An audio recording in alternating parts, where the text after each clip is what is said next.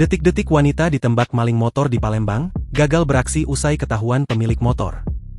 Mulyadi 52 tahun, pemilik motor yang nyaris dicuri oleh dua orang pelaku bersenjata api di Jalan R.A. Abu Samah Sukarami Palembang saat memarkirkan kendaraannya di depan salon kecantikan, Rabu, 30 Juli 2025, memberikan kesaksian saat detik-detik kejadian.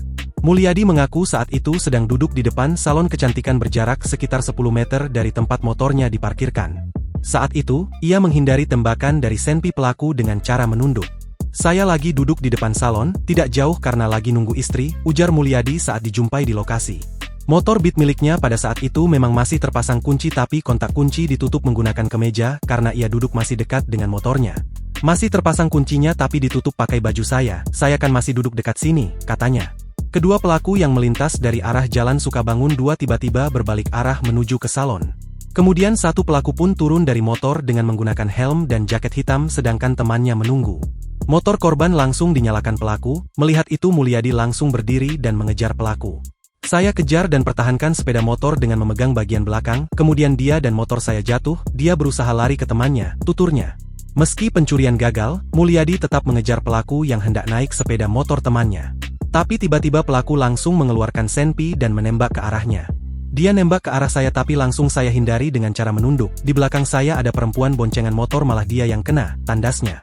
Sementara itu, korban penembakan yang bernama Nurul 23 tahun, justru terkena tembakan pelaku percobaan pencurian motor yang sedang berupaya kabur. Nurul yang saat itu berada di lokasi kejadian berboncengan motor bersama temannya baru menyadari jika kakinya sudah terkena tembakan dari pelaku.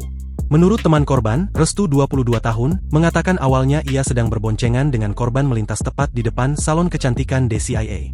"Kami lagi lewat Pak terus ada ribut-ribut kami kira orang lagi berkelahi, kami mau lewat tapi di depan kami ada mobil, posisi jalan saat itu lagi macet," kata Restu. Saat kedua pelaku percobaan pencurian motor hendak dikejar oleh pemilik motor, tiba-tiba salah satunya mengeluarkan senpi dan menembak secara acak sebanyak 1 kali. Satu pelaku yang pakai jaket hitam mengeluarkan senpi, "Nembak 1 kali kena teman saya di bagian kaki sebelah kanan," katanya. Setelah peristiwa tersebut, korban langsung dilarikan ke Rumah Sakit Bayangkara Muhammad Hasan Palembang.